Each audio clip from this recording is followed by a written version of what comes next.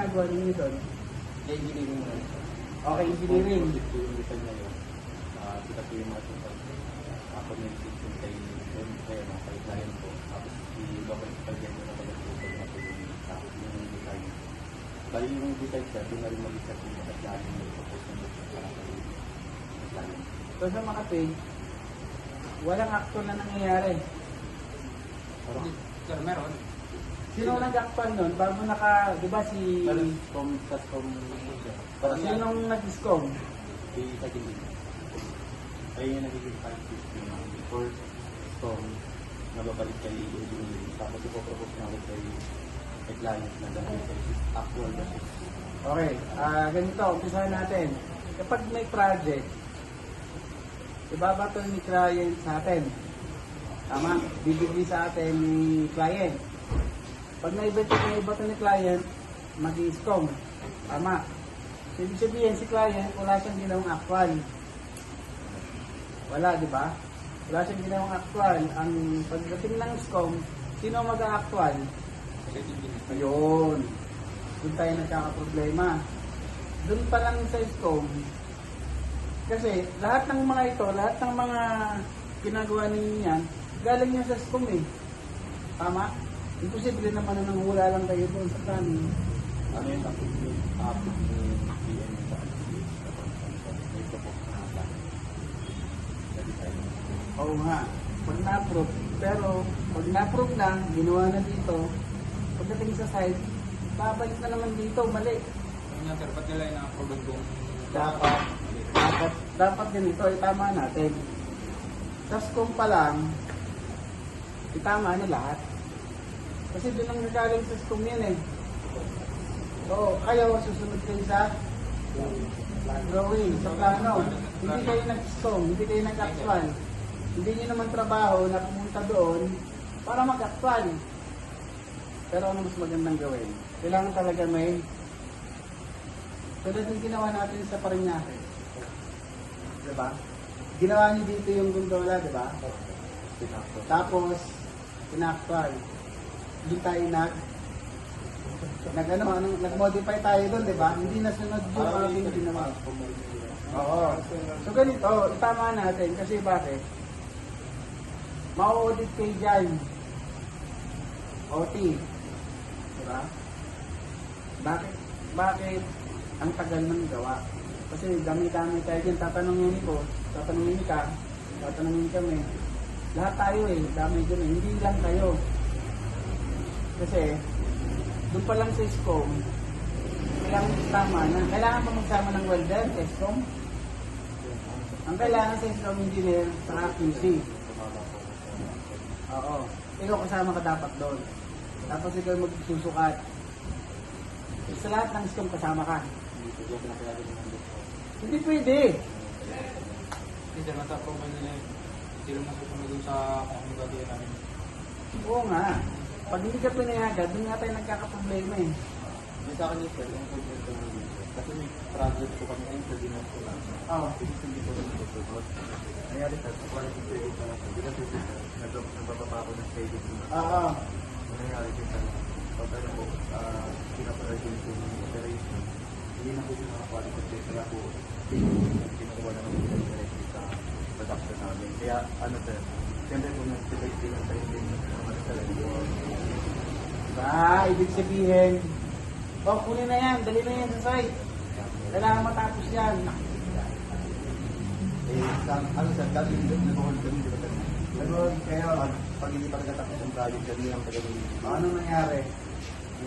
Walang ano, nung nag-hold kayo, maayos. Walang, Basta sir, tama yung drawing nila. Kasi sa drawing lang hindi kami nabase. Pag kami approval yung labas, kaya nga nag-request sa officer kayo ng nakaraan kasi nga nagkakaturoan.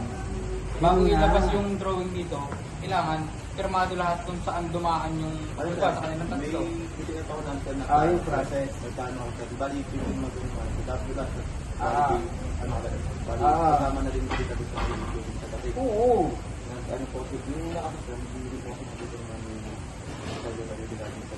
Hindi, pilit-pilitin nyo kami. Hindi pwede yung gano'n. Sir, Pero ano yun na to? Kaya po nung Kasi nakaraan trabaho po, namin yun eh. Tulong sa dito kasi nagkakandak na po ako ng quality checking din po kasi nung inaako namin yung dental. Kasi kami dito sa babay dito rin. Oo, oo. Ano hindi siya na quality check, narigis sa kanya. Tapos sa pa, kami dito naman sa practice. Kaya dumuha po ako ng ganito. Ayun po, pag in-airpin ko sa practice, para namin po ito. So, yun Yung urgent kasi dyan nagkakatitig ko matik eh. kaya napag-pultan magkakaroon sa practice. Pero bakit siya naging urgent? Yung pinagmulang kasi yan eh. Bakit tayo humantong sa urgent? Diba hindi target ano tayo? Ba't nandito na tayo? So ganito na lang para hindi tayo magtagal. Pag may ISCOM, kailangan sa ISCOM pa lang maayos na natin. Tamang sukat. Para pagdating dito, ngayon ang akin naman dyan, eto na, tama na yung sukat natin. Mag-ISCOM tayo. Inunod natin yung process. Pagka-ISCOM natin, ipapadala natin yung kaya na, diba? Kay client. Ngayon, paano tayo nakasigurado na yung ISCOM natin, yun ang in-approve ni client? Ano yung pinangahawakan natin doon? Yung fire kasi yung tayo May QA din sila. Tapos kaya po maganda rin kasi na kung ako yung QA dito sa atin. Yung ano, yung pero pwedeng maganda sila po. Yung magka-counter may QA sa Kasi nga, dapat, may iba pa kayong gagawin dapat, kayo ba, pamarami nag-OT? Ba? Dapat yung OT kasi, hindi sa din-discourage ko kayo okay mag-OT ha. Yung OT, oras nyo na yun sa pamilya eh. Ha? Pero baka mamaya, pagka pinag-OT kayo, sabi ni safety eh, oras namin sa pamilya, kapag tayo dyan. Ha? Yari tayo dyan. Hindi, ang akin lang, pagod na kayo mag-OT. Yung quality ba ng ilang oras na nag-OT? 2 hours. Yung ba sa 2 hours na yun, yung thesis ninyo, ano ba, nasa trabaho o pauwi na? Nasa inuman. Baka mamaya yung 8 to 5, maayos, pagdating ng ilang oras ng isa? 7? 5 to 7, wardi-wardi na. Alam niyo yung wardi-wardi. Yung inyong gawa, hindi na may paliwanag. Kasi nang pagod na nga kayo eh. No? So, ang akin naman doon, dapat, hanggat maaari, yung sa mga pahapon, sa pamilya, every time na. Ha? Dapat ngayon, bago tayo humantong doon, dapat, yan, katulad yan, dapat maayos yung ating gawa. Kasi, pangit naman pagdating sa site, ay, bakit ganito yung gawa ng mga welder? Ilang isang ano eh. Oo, bakit ganito yung gawa? Sino ba yung mga welder doon? Siyempre, humusgahan na. Hindi naman alam nung nagsasalita na dami-dami yun eh. Yung problema eh. Oo. So, siyempre, sa amin din yung babalik. Bakit? Ba't nakarating sa site nang hindi tumahan sa amin? Okay? So, ang akin lang dyan, maiiwasan ba natin yung gano'n, sir? Maiiwasan ko. Lalo pag nasulong pa dito ng sulong ako. Ang ano ninyo yung, kasi di ba, may process kayo, naayos yung process ninyo, di ba? Yung bakit ayaw nilang sundin yung process nyo?